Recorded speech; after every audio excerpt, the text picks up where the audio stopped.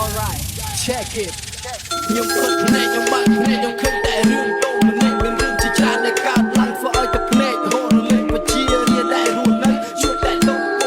ពួកគេរស់នៅដោយភ័យខ្លាចហើយពួកគេចង់ដើរចេញក្នុងសង្គមតែពួកពេញទៅដោយរឿងដ៏ស្មុគគ្រោះប្រព្រឹត្តអំពើពុករលួយយ៉ាងមានច្រើនមកគ្រប់គ្រងបជារៀនបង្ខំចិត្តផ្លាស់ប្ដូរទីជម្រកទៅកាន់ប្រទេសទីមួយហើយសុំសិទ្ធិគេជ្រុំ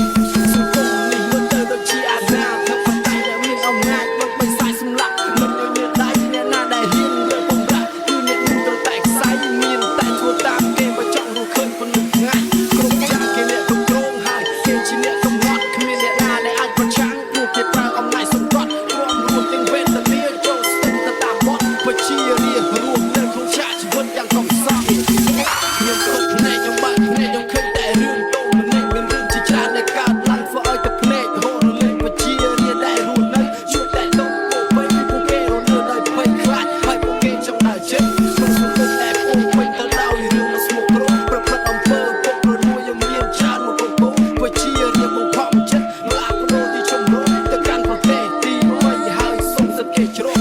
សង្គមនេះមិនទៅដូចជាអាណាធិបតេយ្យដែលមានអំណាចមកបិសាចសម្លាប់មិនឲ្យមានដៃអ្នកណាដែលហ៊ានលើបំរាក់គឺអ្នកនឹងត្រូវតែខ្សែមានតែធ្វើតាមគេបើចង់រស់ឃើញប៉ុណ្ណឹងថ្ងៃគ្រប់យ៉ាងគេអ្នកគ្រប់គ្រងហើយគេជាអ្នកកំណត់គ្មានអ្នកណាដែលអាចប្រឆាំងពួកគេប្រើអំណាចសង្កត់ព្រមរួមទាំងវេទនាចូលស្ទឹងទៅតាមបទបជារៀបរួមនៅក្នុងឆាកជីវិតយ៉ាងកំសត់ខ្